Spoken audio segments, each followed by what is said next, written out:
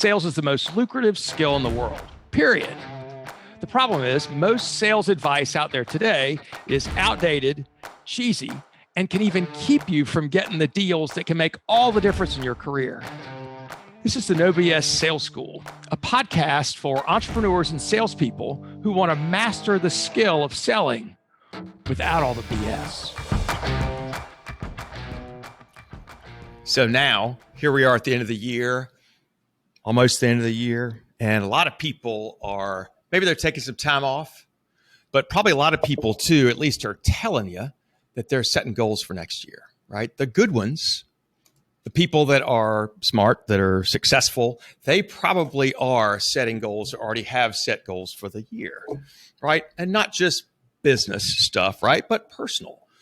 The reason that we do all the business stuff is for the personal, right? You want to make more money because of what that buys you, of the freedom that you can have. You want to make more money because of the things that you can do with that to help other people or help yourself, right?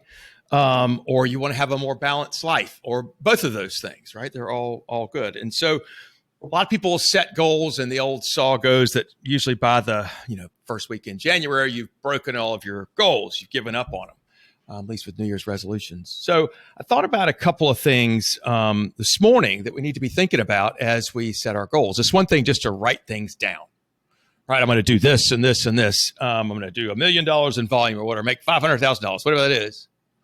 But don't forget two things. Why? Why does it matter? Why do you care if you do that kind of volume or do that goal? Why do you care if you lose 20 pounds? Why does that matter to you? What's the importance? Because if you don't have a very strong why, chances are you're not going to follow through. It doesn't matter enough. Because what we're talking about doing is changing patterns, right? Changing, adding habits. Some people say, you need to have more discipline. Got to have more discipline. Well, you already have 100% discipline. You do exactly the same things right now that you've always done. So what we have to do is redirect the discipline somewhere else, right? So when you're setting goals for yourself, ask yourself why this matters and remind yourself about that as you move forward, right? As you move forward through the year, why I care that this happens. Why do I care that I lose 20 pounds? Why do I care that I make this much more money or I have this much more balance in my family? What does that do for you? So figure out your why. The second thing is to have a how, right?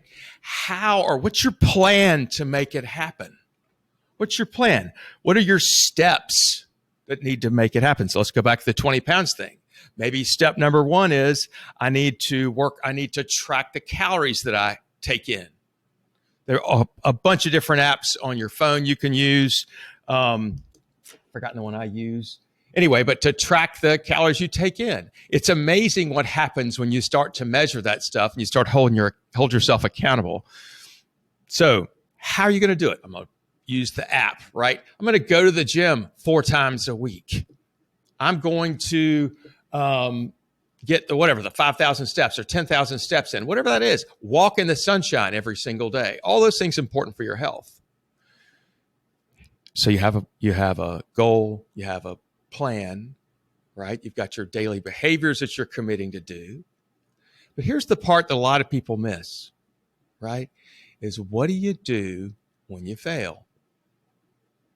What are the things that are going to trip you up? And then what do you do next, right? So one of my favorite authors is a guy named Steve Sims. He wrote this great book called Blue Fishing. If you've been listening to the podcast very long, you probably heard me mention it. And one of my favorite sayings is nobody drowns from falling in the water. They drown from failing to get out. The key is not the failure. It's what are you doing next? What's your next step? So why don't we look forward and say, where is this likely? Where's this goal that I'm going for? Where am I likely to screw this up? Where's this going to fall off the train, right? And so I think about myself and weight loss. I'm a cookie junkie. If I don't eat a single cookie, I'm fine. If I have one cookie, the whole freaking box is gone. I'm a sugar junkie, but cookies especially. So I have this plan, right? That I just tell myself, I don't eat cookies. I don't eat dessert. I'm not a dessert kind of guy. So that's a start, right? But then inevitably at some point, I'm going to fail.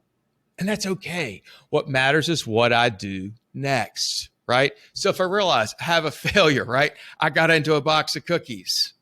My next move is not to say, well, I've ruined it. It's over. But to say, okay, you screwed that up. What are you going to do now? And that is start back over, right? Start over again. What are you going to do when things don't work out like you hoped with your goal, right? Let's pretend you have a certain goal of a certain amount of income per month that you want to bring in of new business or whatever your goal is, right? If you fall behind, if you don't get your dials in, if you haven't closed enough business, what's your plan then, right? Are you doubling your efforts after that? Are you being more specific? Are you learning something from that failure and then moving forward with it? We're in charge of all this stuff, right? We cannot control what happens to us. All we can control is what we do about it. So if you think about ahead of time, where could you mess up your goals? Where's this going to go off the tracks? And what are you going to do next? All of a sudden, things come in, you're prepared. Because the problem is when something goes off the tracks and we're not prepared for it, we don't know what to do next, then we waste a bunch of time and sometimes the failure doubles down on itself. Have ideas of what you're going to do next. In your sales calls, same thing. What are you going to do if things don't work out the way you hope they would? Where could this go? I always ask people, where could this go off the rails? Where could you screw this up? Right? Think about that ahead of time so you can plan for that. Maybe, hopefully, set some guardrails so you don't drive off the side. I'm Walker McKay with No BS Sales. If you are thinking to yourself, you know what, I need to be better this year. I've got a team that needs some help. We're not doing all that we could do, and I'm nervous because the things are changing so fast. Pick up the phone and call me. Let's have a conversation. 803-917-2817. Send me an email, walker@walkermckay.com. Let's have a conversation. If I can help you, I'll let you know. If I can't help you, I'll let you know that as well. Maybe you can steer you in the right direction. Happy New Year, everybody. Look forward to seeing you soon.